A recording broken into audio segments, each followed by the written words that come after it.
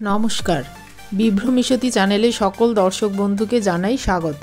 আজ আমাদের রাঁচি ভ্রমণের চতুর্থ দিন। এর আগের পর্বে দেখেছেন রাজরাপ্পায় দামোদর ও ভৈরবীর সঙ্গম, পত্রাতু ভ্যালি ও lake, zigzag view point, Patratu dam এবং পাহাড়ের মাথার ওপর দিয়ে এক অপূর্ব সূর্যাস্ত। যদি না দেখে থাকেন ডেসক্রিপশনে লিংক দিলাম, দেখে নিতে পারেন। এই চ্যানেলে যারা নতুন তাদের চ্যানেলটি সাবস্ক্রাইব করে পাশে থাকার আহ্বান জানাই। আর বেশি কথা না বলে শুরু করছি আজকের ভিডিও। আজ আমাদের গন্তব্য ঝাড়খণ্ডের লাতেহার জেলায় অবস্থিত ছোটনাগপুরের রানী নেতারহাট। একসাথে পাহাড়, নদী, ঝর্ণা, লেক, জঙ্গল দেখতে চাইলে অবশ্যই আসতে হবে প্রতিবেশী রাজ্য ঝাড়খণ্ডের নেতারহাটে। রাঁচি থেকে নেতারহাটের দূরত্ব প্রায় 160 কিলোমিটার। পৌঁছতে সময় লাগে প্রায় 4 ঘন্টা। 4 সিটার গাড়িতে খরচ পড়বে প্রায় 3200 থেকে 3500 টাকা। ভিডিওটি শেষ পর্যন্ত দেখবেন, নইলে অনেক কিছু মিস করে যাবেন। কিন্তু সকালে ব্রেকফাস্ট করে আমরা বেরিয়ে পড়েছি। কখনো শাল পিয়ালের জঙ্গল, ছোট ছোট গ্রাম, ইউক্যালিপটাসের জঙ্গল পেরিয়ে এগিয়ে চলেছি। এখানে এসে গাড়ি থেকে না নেমে আর পারলামই না।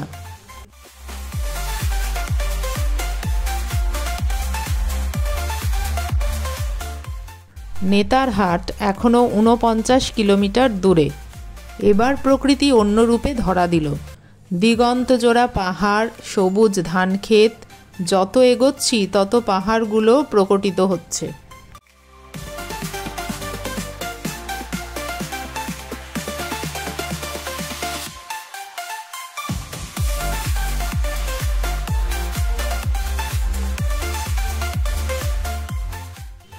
এবার চোখের সামনে এমন ঢেউ খেলানো পাহাড় দেখে আবার গাড়ি থেকে নামতে বাধ্য হলাম। তবে গাড়ি থামানোর জন্য ড্রাইভার দাদাকে আর বলতে হলো না, উনি নিজে থেকেই গাড়ি থামিয়ে দিলেন।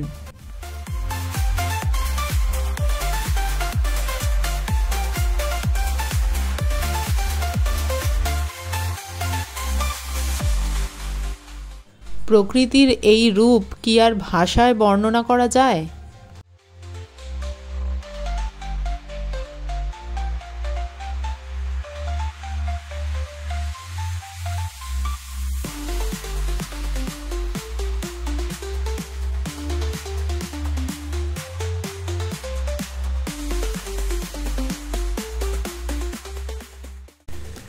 আবারও পথ চলা। এখান থেকে নেতারহাটের দূরত্ব আর মাত্র 24 কিলোমিটার।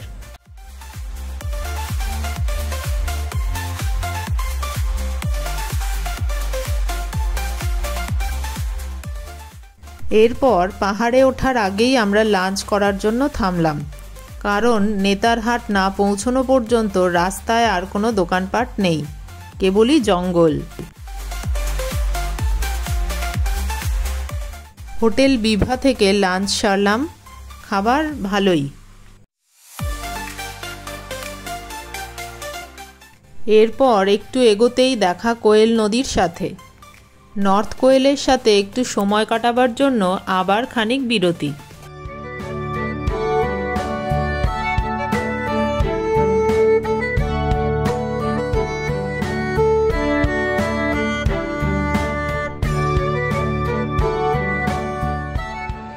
কোয়েল নদী তার আপন ছন্দে বয়ে চলেছে।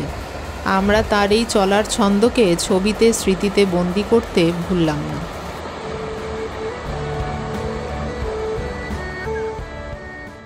এবার আমাদের স্বাগত জানাচ্ছে নেতারহাট।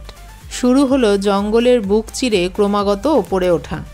এই ডান দিকের রাস্তাটি চলে গেছে সোজা বেতলা।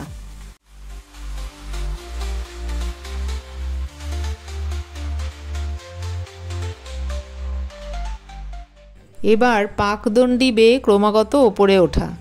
এই রাস্তার সঙ্গে উত্তরবঙ্গের রাস্তার বেশ খানিকটা মিল রয়েছে।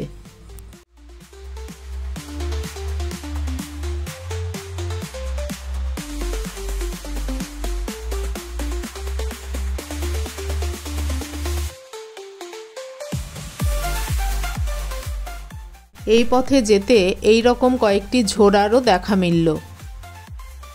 এবার দেখা এনাদের সঙ্গে পরিবার পরিজন দলবল সহ রাস্তা আটকাচ্ছে।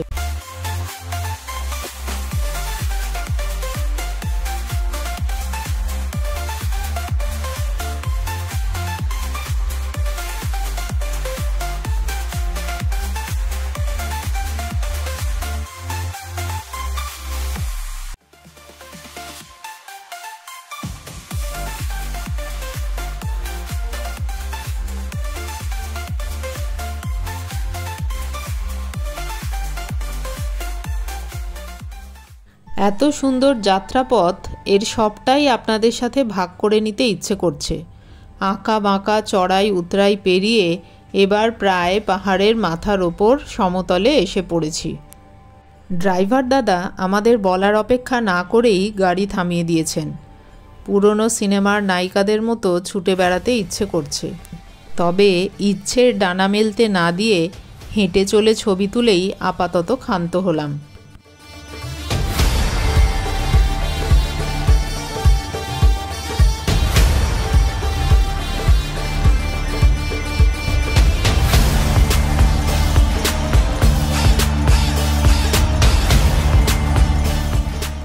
এসে পৌঁছলাম প্রতিবেশী রাজ্যের অপূর্ব এক হিল স্টেশন নেতারহাটে। এটাই এখানকার একমাত্র মার্কেট এরিয়া।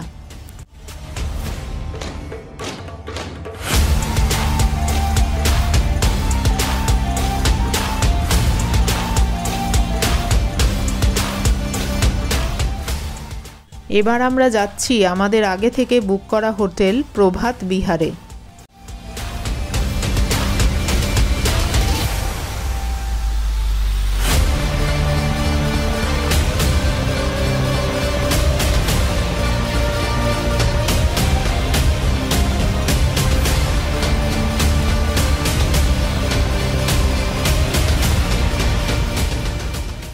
এই যে ডান দিকে দেখছেন নেতারহাট ডাক বাংলো, এখানেও থাকার ব্যবস্থা আছে। আমরা চলে এসেছি হোটেলে। আমাদের বুকিং ছিল ওল্ড কমপ্লেক্সে, তবে চেষ্টা করবেন নিউ কমপ্লেক্সে রুম নিতে, অনেক আগে থেকে বুক করতে হয়। এসি ডাবল বেডের ভাড়া ছিল 2000 টাকা।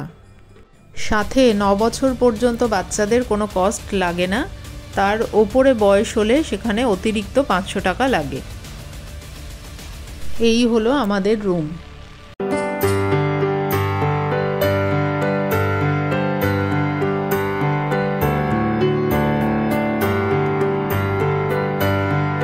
ওই যে লাল পর্দা দেখছেন, ওটা সরালে একটি দরজা রয়েছে, ওখান থেকে এক চিলতে ছোট্ট বারান্দা আছে, সেখান থেকে সকালবেলার সানরাইজ দেখা যায়। এছাড়া জানলায় রয়েছে কাঁচ, পর্দা সরালেও ঘরের মধ্যে থেকেই দেখতে পাবেন সূর্যোদয়, অবশ্য যদি আকাশ পরিষ্কার থাকে।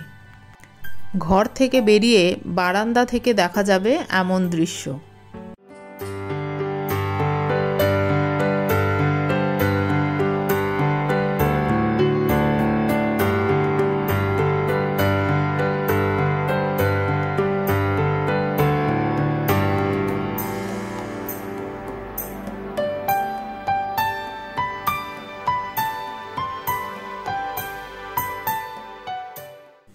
রয়েছে ছাদ, ছাদে দোলনা এবং ছাদ থেকে দেখা যাচ্ছে পুরো জঙ্গলটা। আর আকাশ পরিষ্কার থাকলে এই জঙ্গলের মাঝখান থেকেই সূর্য উঠতে দেখবেন। তবে নেতারহাটে থাকার আরও বেশ কয়েকটি ভালো জায়গা রয়েছে, ডেসক্রিপশানে দিয়ে দেব, দেখে নেবেন। আমরা ফ্রেশ হয়ে বেরিয়ে পড়লাম নেতারহাটে আশপাশটা ঘুরে দেখার জন্য।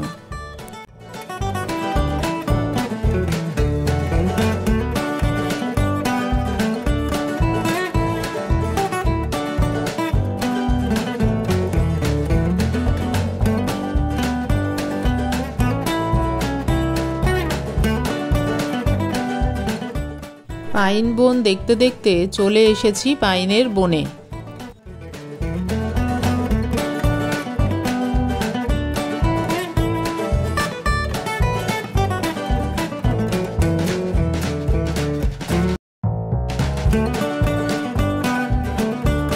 এটাই কোয়েল ভিউ পয়েন্ট।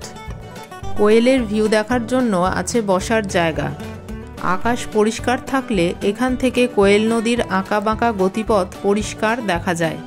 তাছাড়া এখান থেকে দেখা যায় অপূর্ব এক সূর্যোদয়।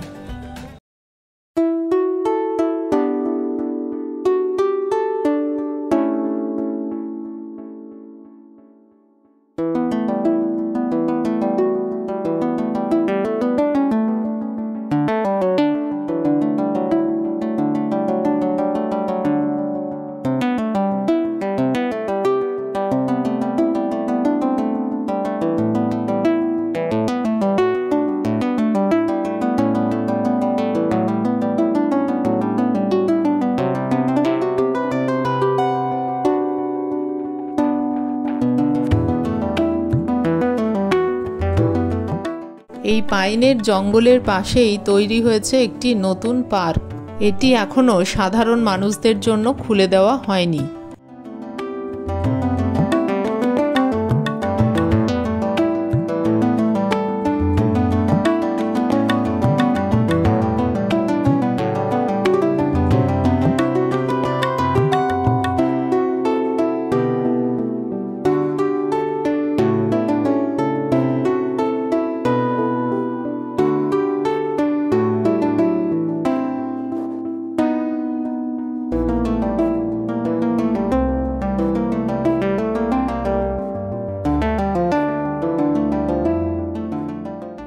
এবার আমরা চলেছি নেতারহাট লেকের পাশের রাস্তা দিয়ে ম্যাগনোলিয়া সানসেট পয়েন্টের দিকে।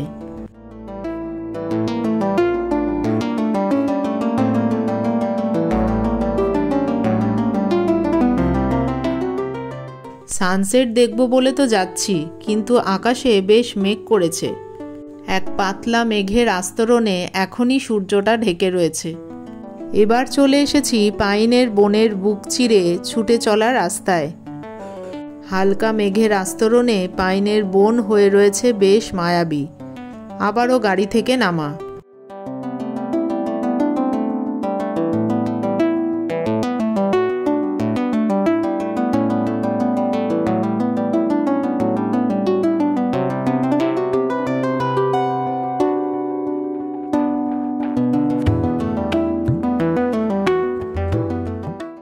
এখানে মাঝে মাঝেই এই দৃশ্য চোখে পড়ছে।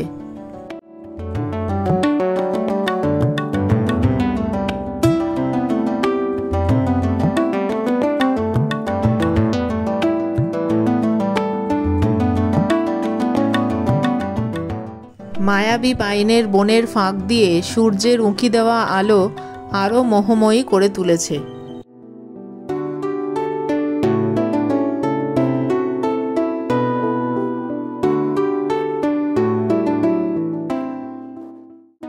পাইনের বন শেষ হয়ে যত সানসেট পয়েন্টের দিকে এগোচ্ছি, কালো মেঘ এসে সূর্যটাকে ঢেকে দিল। তবুও আশায় বুক বেঁধে চললাম, যদি ততক্ষণে মেঘ সরে যায়। এই রাস্তাটিও কিন্তু বেশ। আর রাস্তার পাশে কখনো হলুদ ফুলে ভরা সর্ষে ক্ষেত, আবার কখনো কমলা গাঁদা অনেকটা ক্ষেত জুড়ে ফুটে রয়েছে।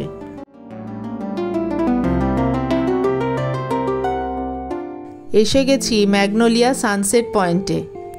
এই নামটার পেছনে আছে এক যন্ত্রণাময় কাহিনী। এক ব্রিটিশ কন্যা ম্যাগনোলিয়া তার প্রেমিক স্থানীয় রাখালের সাথে একত্রিত হতে ব্যর্থ হওয়ায় এখান থেকে তার ঘোড়াকে নিয়ে ঝাঁপ দিয়ে মৃত্যুবরণ করেন। যখনই সূর্য অস্ত যায়, প্রকৃতি ম্যাগনোলিয়া এবং তার রাখাল প্রেমিকের জন্য তার চিরন্তন প্রেমের সুর গাইবে বলে মনে হয়। বেশ কিছু লোকজন এসে উপস্থিত হয়েছেন সূর্যাস্ত দেখার জন্য। এখানে বসে সূর্যাস্ত দেখার জন্য ব্যবস্থা রয়েছে। ম্যাগনোলিয়া এবং তার রাখাল প্রেমিকের স্মৃতি রক্ষার্থে রয়েছে তাদের মর্মর মূর্তি।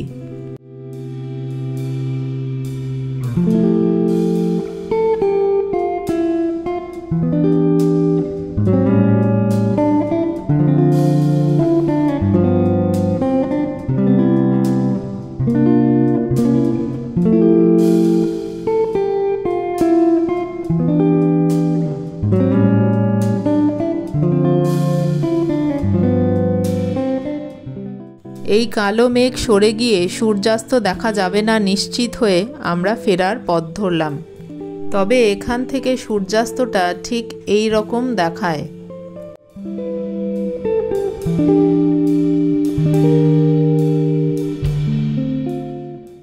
ফেরার পথে দেখে নিলাম নেতারহাট রেসিডেন্সিয়াল স্কুল। যদিও বাইরে থেকে এটি একটি বিখ্যাত স্কুল। ফোঁটা ফোঁটা বৃষ্টি পড়তে শুরু করেছে। যাচ্ছি মার্কেটটা একটু ঘুরে দেখতে। মার্কেটে এসে পৌঁছতেই জোর বৃষ্টি নামলো, আর ঘোরা হলো না। আজ এ পর্যন্তই। পরের পর্ব নিয়ে আসবো আগামী সপ্তাহে, মিস করবেন না কিন্তু। সবাই ভালো থাকুন, সুস্থ থাকুন, দেখতে থাকুন চ্যানেল বিভ্রমীসতী।